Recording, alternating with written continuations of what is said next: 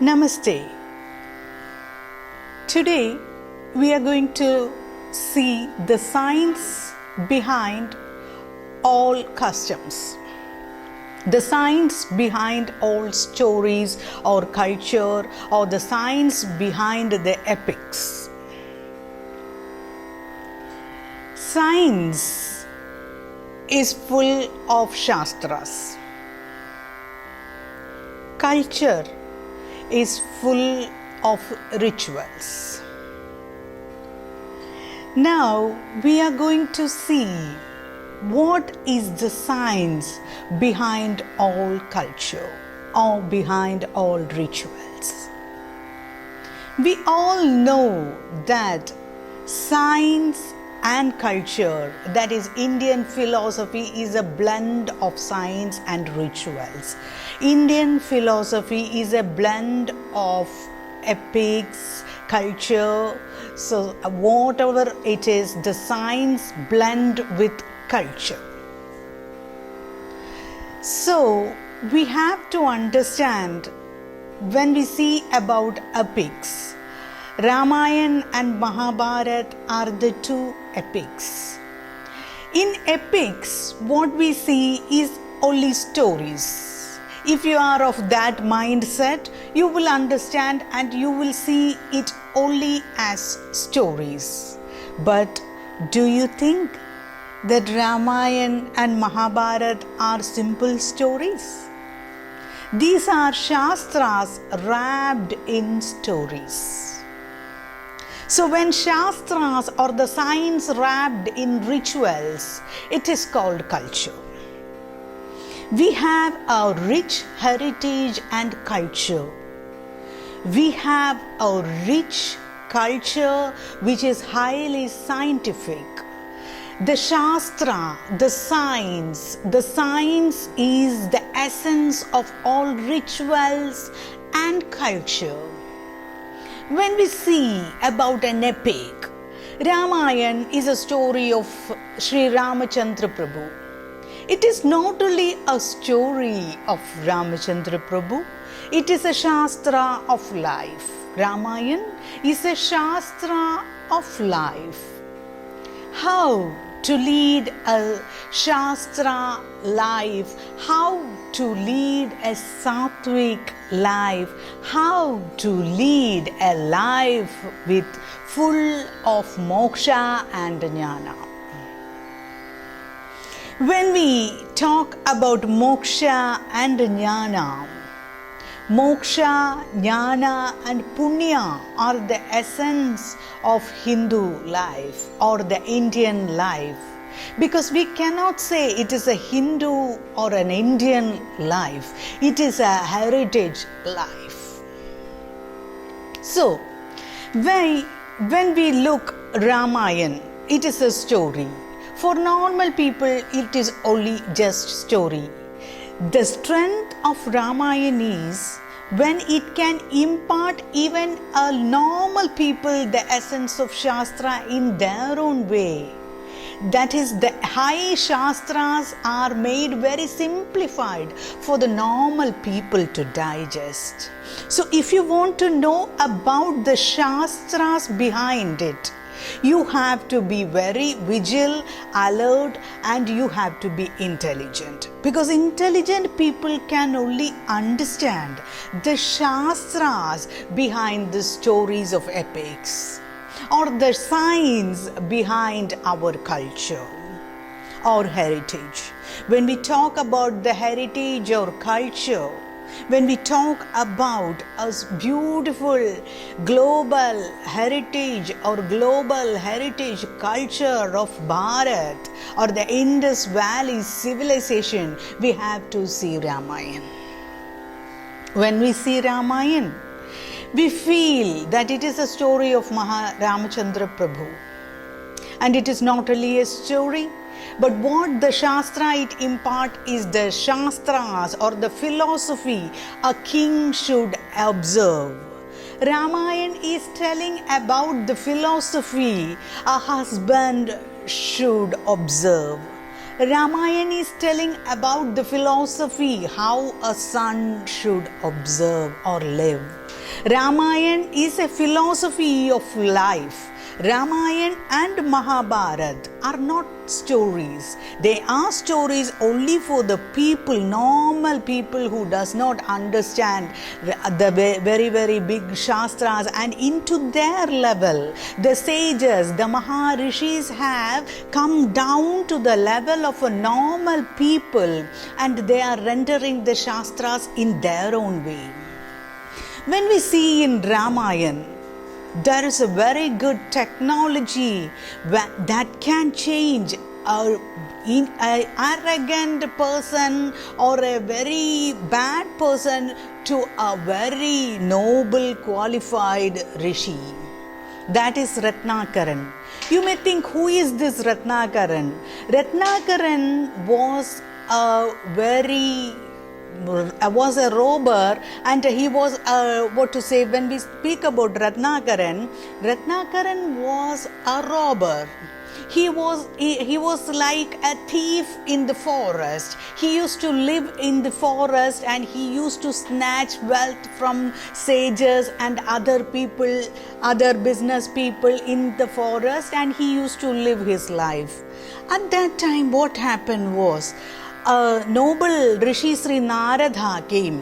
When Narada Rishi came, what happened? Muni Narada came and he gave him Sri Rama Mantra to this particular Ratnakaran.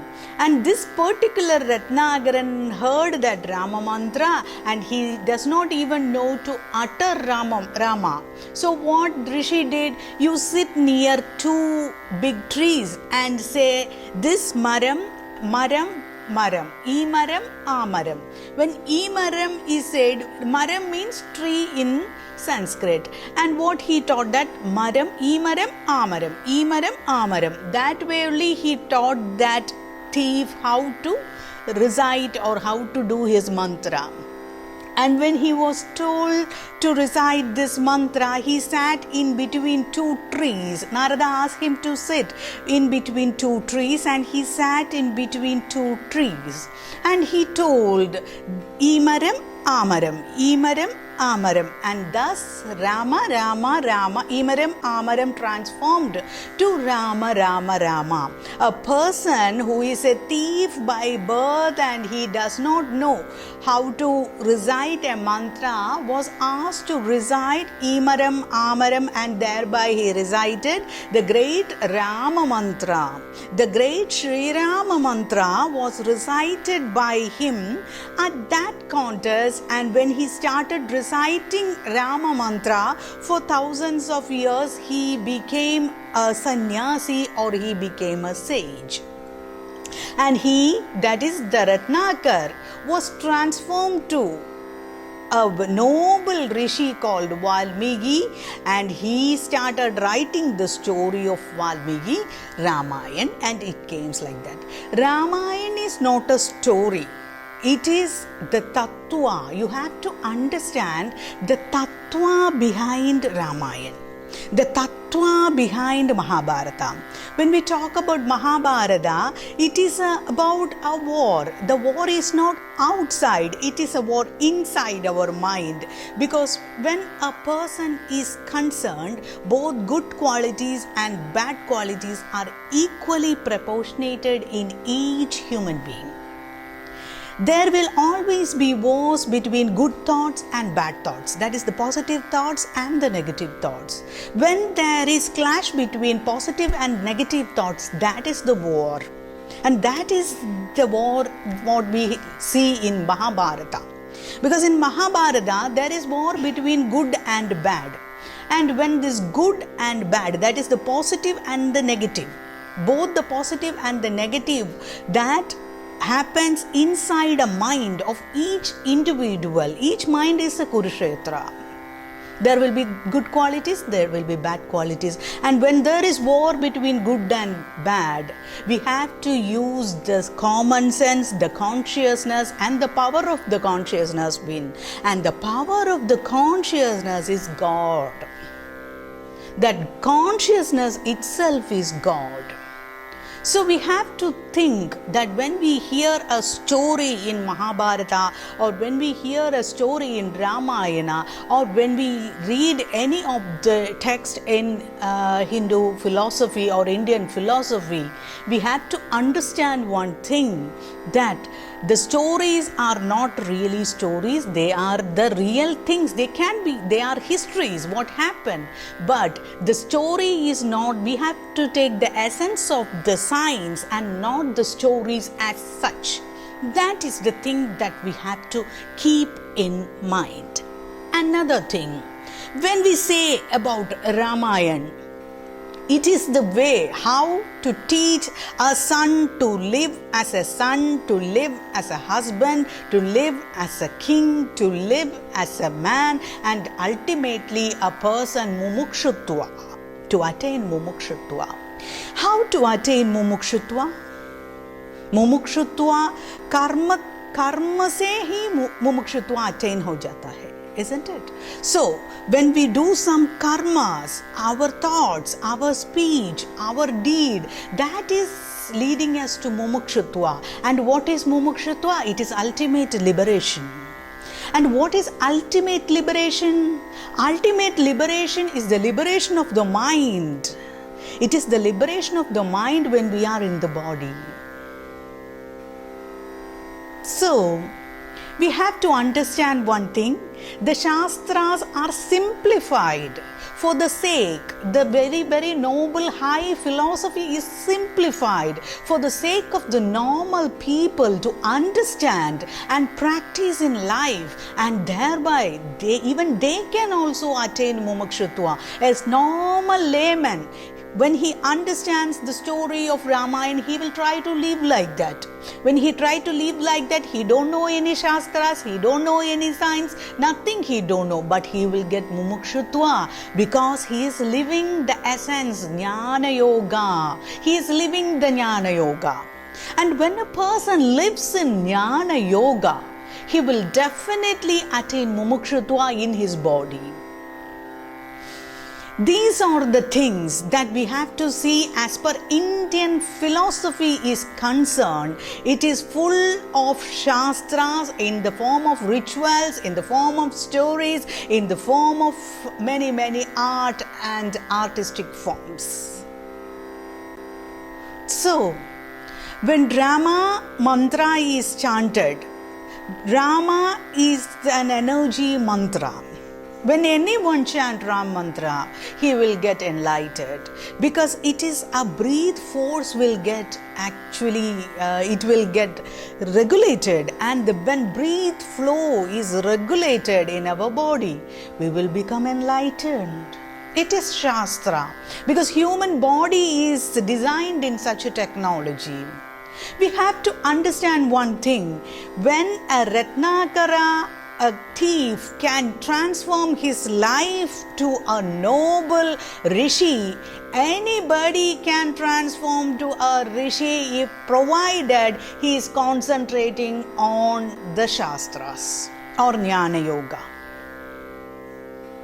That is the wonderful thing, and that is the wonderful technology in our Hindutva. That is a person who can be transformed to divine, and divine and human is not different. A human can become divine, a human can become devil also. Both are the thought process that change our words, that change our action, and thereby the whole environment is changed. So how can we change the environment? Changing inside. When we change our concentration to good over bad, our words will be good, our work will be good, and the environment, a very bad environment can change into a very good environment. That is the thing, and that is the process, that scientific process of changing negative into positive, and that is the technology of Hindutva. Not only Hindutva, it is the technology of the great Indian heritage or the great Indus Valley civilization. Because I am not talking about any religion, I am not talking about any God. It is only the transformation of person from negative to positive is what we concentrate in all our cultural activities, our philosophies, and also our epics. This is the highest technology, though it can be achieved through religious rituals or though it can be achieved through physical yoga shastras, or it can be achieved also through what the positiveness over the negative, and thereby the purposeful intention of developing the positive from the negative is called the civilization or Hindutva or the Indus Valley civilization is that. All of you very nice and have a very positive from a negative way of life. Thank you.